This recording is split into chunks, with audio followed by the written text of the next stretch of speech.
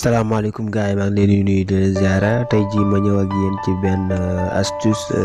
qui paraît simple et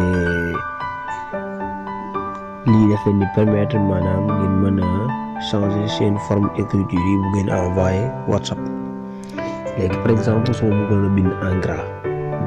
mooy bind yére yi damay jiital tirer dessus laay def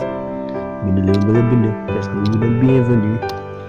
léegi xoolal su ma defaatee tirer dessus gis nga kii format bi day changé léegi dañuy xool xam nga premier format bind naa premier format mel ni léegi mën naa bind beneen format boo xam ne si du bokk ak boobu su ma defee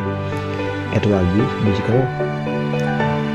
bind bienvenue par exemple directement mais à chaque fois dama koy collé day collé bind bi ak bind bi bokkul. léegi par exemple suñu bëggee def ko trait barré ko léegi barré bi nii quoi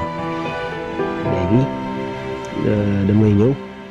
ci fii ci fa symbole yi collewul moo tax affaire bi ñëwul mais dafa war di coller quoi daa war di coller mbind mi waaw dama ko war a jiital daa war di coller mbind mi